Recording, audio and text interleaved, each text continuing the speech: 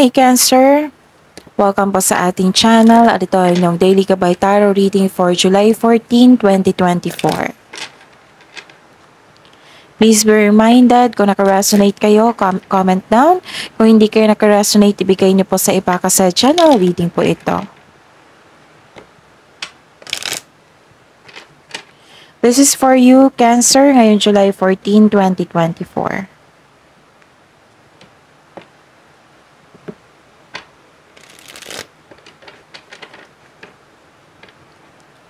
Gamitin ang reading na ito bilang gabay lamang. Please like, subscribe, and click bell button for notification para updated po kayo sa daily tarot reading natin. Maraming salamat po. May lumabas dyan sa screen nyo ngayon, panoorin nyo po. And follow instruction kung gusto nyo magpa-personal reading. Okay? So panoorin nyo po. May lumabas dyan sa screen nyo ngayon. Okay.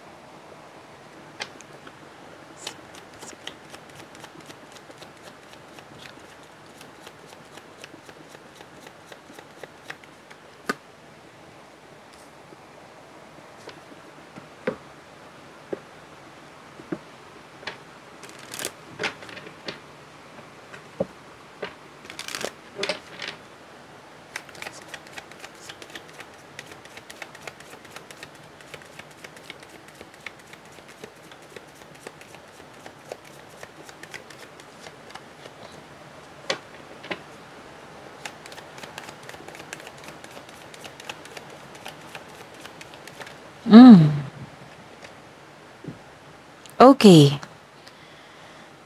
Ngayong July 14, 2024 para po kay Cancer. Oh, by the way, baka may narinig kayong ingay ha. Sobrang lakas ng ulan ngayon. So, pasensya na po sa ingay. Tapos, focus lang kayo sa mensahe dito at don't worry, nakafocus ako sa reading natin ngayon. Okay. Cancer. May nakita ko dito na isang lalaki. Malaki ang kanyang influence sa araw nito. Pwedeng siya yung nagbigay ng sakit ng ulo or peace of mind. And may nakita rin ako ditong magkakapatid, nag-uusap po regarding sa gossip or pwedeng meeting. May meeting po naganap. Nag-uusap po dito at may gossip po ha. Oo. Tapos, ano dito? Okay. May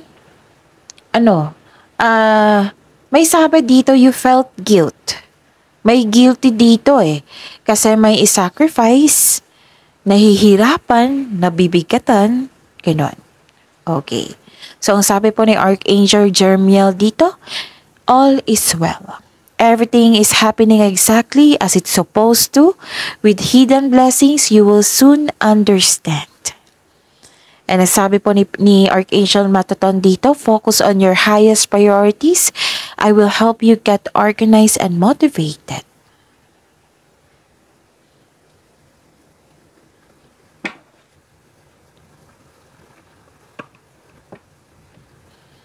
Spirits Guide, energy po ni Cancer ngayong July 14, 2024.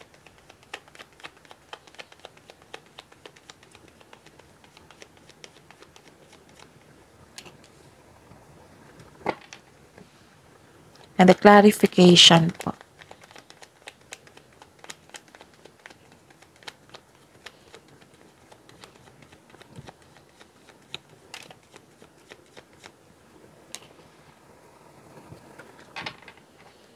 Okay, napanood nyo na ba yung upload natin ng Thursday? That is your 6 months Gabay Tarot reading from July to December 2024. Uploaded nung Thursday. So, hanapin nyo po sa channel natin.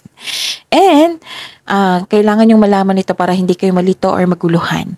Panoorin nyo po yung last 4 days Gabay Tarot reading nyo. Kahit weekly man yan, kahit monthly man yan, basta sunod-sunod yung date.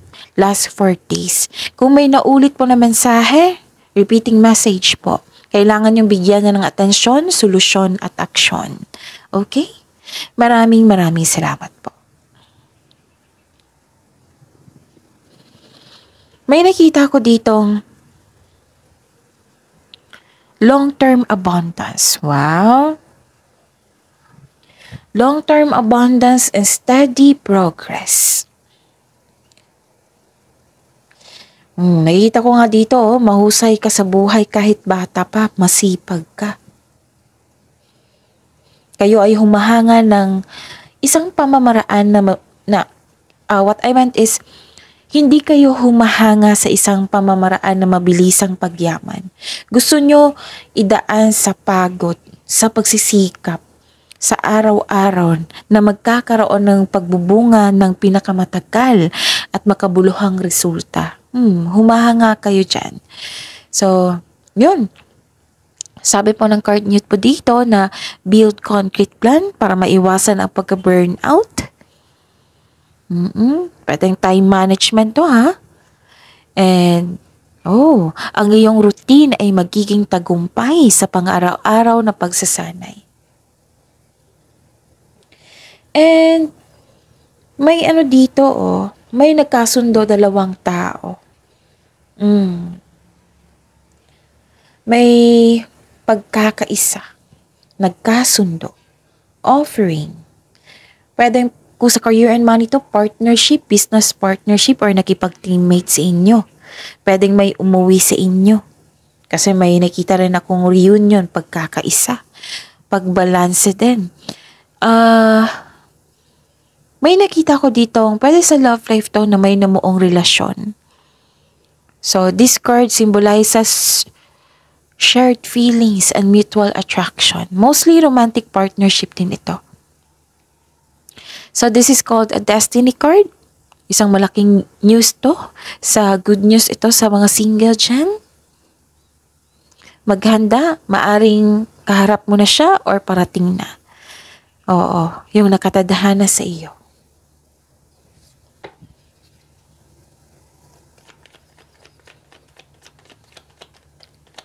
Spirit's Guide, Career and Money po ni Cancer ngayong July 14, 2024. Kunin ko tong nakita nyo na.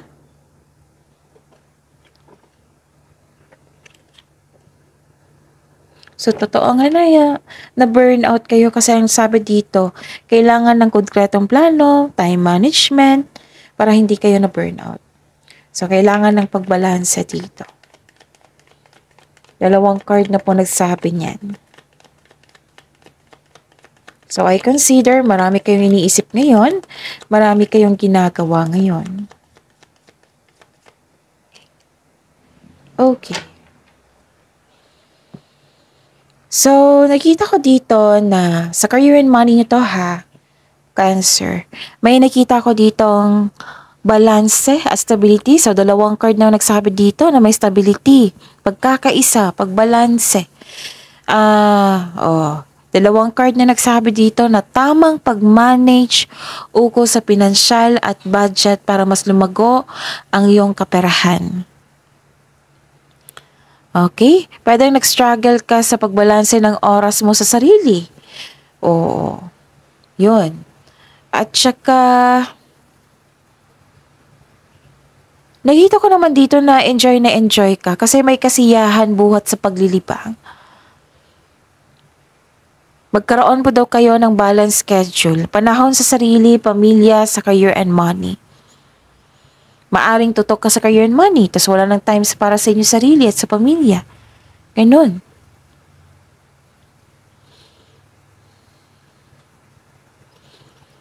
So, nagdadalawang isip ka dito. Some of you, na may business trip or may travel talaga.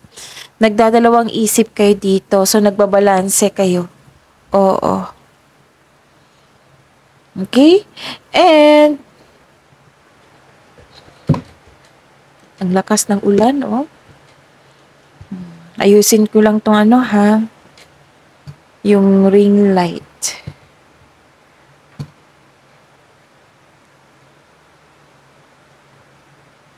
Okay.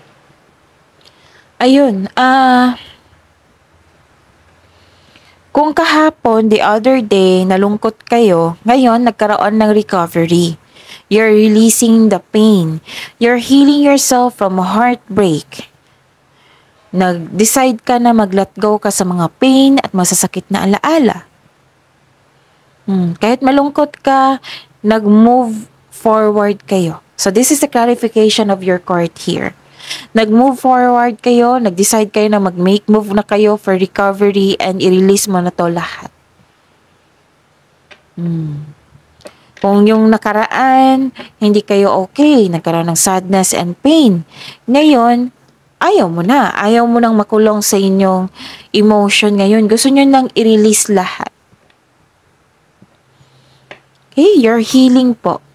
Sabi po ng card nyo po dito.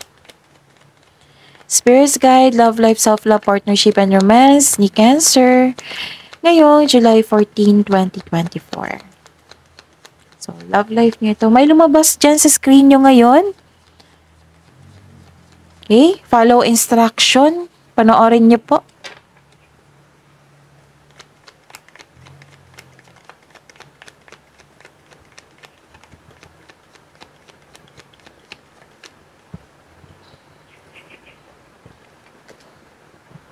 Okay.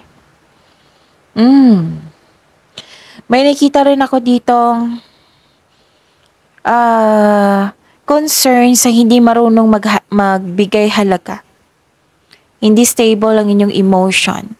Pero nag-move forward kayo, ha. May offer sa inyo. Pwede din offer to like yung sabi ko kanina na may nag-uusap, may nanligaw or may nag-approach sa inyo. May takot kang tanggapin itong taong ito sa mga single dyan. Pwede din na yung, di ba, nagkaroon ng reunion, may umuwi. Pwede din, partner mo ito. Yung may takot kang nararamdaman kung tatanggapin mo ba yung sorry niya, kung tatanggapin mo ba siya ulit, gano'n. And mag-ingat kayo sa inyong communication, ha, kasi may nakita ko ditong maaring masaktan siya.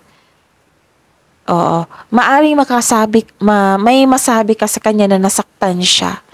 Pwede din na ayaw, 'di ba, sabi ko kanina na ayaw, may takot kang naramdaman kung i-accept mo itong taong ito or hindi. Ni-reject mo. Ayaw mo makipag-usap. It might be nagpa-process ka dito sa healing, 'di ba? May healing process. Merong taong ganyan na ayaw mo nang may kausap kasi nag-heal ka, nagfo-focus kasi yung sarili. So then go ahead. Hindi naman yan siya masama. Pwede mo naman siya sabihan, give me space. Gusto ko mapakapag-isip ng mabuti. Ang tahimik nyo dito, Cancer. Sobrang tahimik nyo. Pero nasaktan kayo and you chose move forward. O nag-move forward kayo. Dalawang card na nagsabi dito na hindi kayo makagawa ng desisyon. Gusto mong lumaban pero napaghinaan ka ng loob. Tapos sabi dito na mas naniniwala daw kayo sa chismis, 'di ba? May chismis dito. Mas naniniwala daw kayo kaysa alamin mo na ang katotohanan. So kung may chismis, alamin nyo kung totoo ba yan or hindi. May nakita ko ditong ma-pride na tao, pwedeng ikaw ito or yung tao. Pwede din, nakalaban mo yung sarili mo ngayon. So, don't be, kasi kakampi mo yung sarili mo. Cancer. Tapos, may concern din dito sa ayaw makinig. Ayaw makinig sa inyo. Dalawang card nagsabi dito na kailangan nyong magkaroon ng confrontation. Address mo yung hurt feelings mo kung maaari magkaroon ng adjustment. Okay? So that's it. See you tomorrow, Cancer. Please like, subscribe, and click bell button for notification para updated po kayo sa daily tarot reading natin. Maraming salamat po.